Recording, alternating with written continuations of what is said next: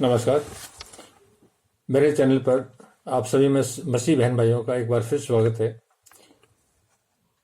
Bible में शैतान का जिक्र बार बार आया है और शैतान का स्वरूप वो कैसा है और उसकी ताकत क्या है उसके बारे में समझना बहुत ज़रूरी है। शैतान को समझे बिना हम ईश्वर के मार्ग पर, ईसा के मार्ग पर, बाइबल की व्यवस्था पर कभी नहीं चल पाएंगे। इसलिए शैतान को समझना जरूरी है क्योंकि उसकी ताकत बहुत ज़्यादा है। दुनिया का हाकिम ही शैतान है। जब बच्चा पैदा होता है तो सबसे पहला वास्ता पैदा होते ही उसका शैतान से पढ़ना शुरू हो जाता है।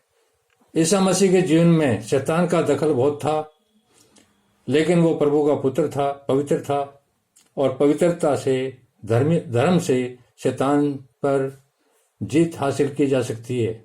अब मैं आपको शैतान के बारे में बताऊं कि शैतान का स्वरूप वो दिखने में कैसा है, क्या कर सकता है।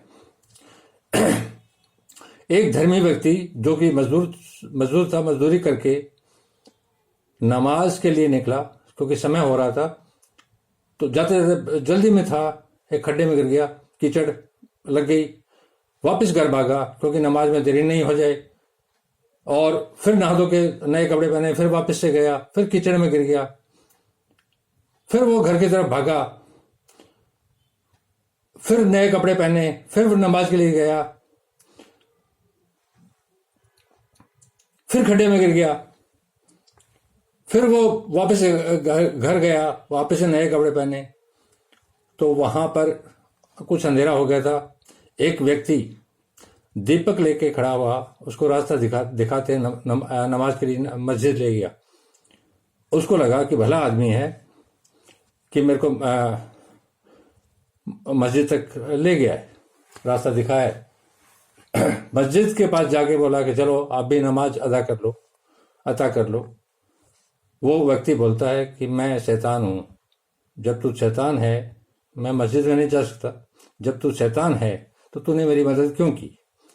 शैतान ने जवाब दिया कि जब तू पहली बार खड्डे में गिरा और घर पर वापस नमाज के लिए जल्दी भागा ताकि नमाज अता कर सके, तो तेरे खुद के पाप जो थे धुल गए थे।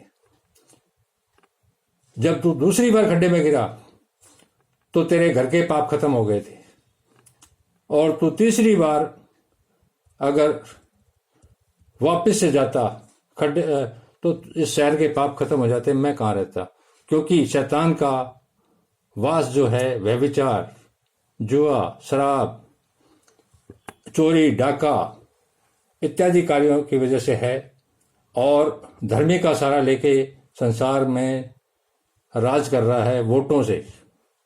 वोटों का मतलब राजनीति नहीं है कि धर्मी का सहारा लेके वो अपना कलेवर, अपनी ताकत बढ़ा रहा है और सब प्रशासन कर रहा है। तो शैतान के स्वरूप को समझे बिना बाइबल की व्यवस्था पर कोई इंसान चल नहीं सकता। चलने के लिए जरूरी है कि उसको पहचाने। हमारे बीच में शैतान किस रूप में आता है, एक सोच के रूप में, एक कार्य के रूप में, कोई व्यक्ति के रूप में।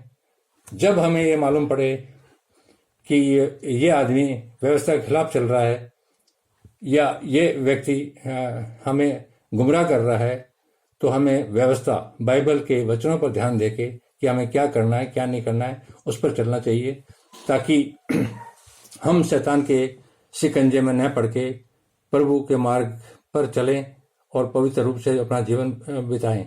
तो शैतान को समझे बिना, क्योंकि शैतान को जीतना बहुत मुश्किल है, तो शैतान किसका कोई भी रूप हो सकता है, बहुत से आदमियों के रूप में भी हो सकते हैं, एक आदमी के रूप में हो सकते हैं, घर का कोई भी व्यक्ति उसमें हो सकता है। अब मैं आपको मोहम्मद साहब का एग्जाम्पल देता हूं कि जब मोहम्मद साहब घर में अपने पैदा हुए तो उनके पिता जो थे और घर के जो थे वो एक मठ का संचालन करते थे, मठाधीश थे, अर्थात लोगों को धर्म का ज्ञान और उपदेश दिया करते थे। लेकिन मोहम्मद साहब ने देखा कि पिता और जो घर के लोग हैं वो लोगों को जो शिक्षा देते हैं उस पर वो खुद कायम नहीं है, वो चलते नहीं है। उनको तो खुद को ही पता नहीं है कि हम क्या क्या कह रहे कि हम अल्लाह के मार्ग पर, अल्लाह के रास्ते पर जन्नत में ले जाएंगे। इनको खुद को ही पता नहीं कि ये क्या करके आ रहे हैं और कैसे ले जाएंगे। तो मोहम्मद साहब ने घर त्याग दिया था। उनकी पहली आयत, पहला वचन जो मोहम्मद साहब ने बताया वो ये था कि माँ बाप बहन भाई, कुफ्र का मतलब है पाप करे उसको त्याग दो। अगर उसको त्यागोगे नहीं तो तुम जहन्नुम की आग में जलोगे, हुतमा की आग में जलोगे।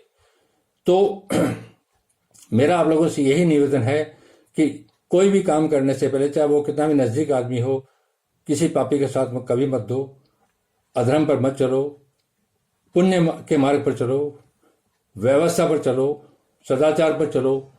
तौहीद कुरान में दिया, तौहीद भी व्यवस्था के नाम है, उस पर चलो तो आप खुद ब खुद जन्नत पर जाओगे। ईश्वर परमात्मा अपने हाथ फैला के तुम्हें वो सारी चीजें देगा। तो शैतान का रास्ता कभी भी अख्तियार मत करो। ये व्यवस्था और ईश्वर के मार्ग पर नहीं ले जाएगा। ये आपको दुख, संकट, घोर अंधकार में ले जाएगा। धन्यवाद।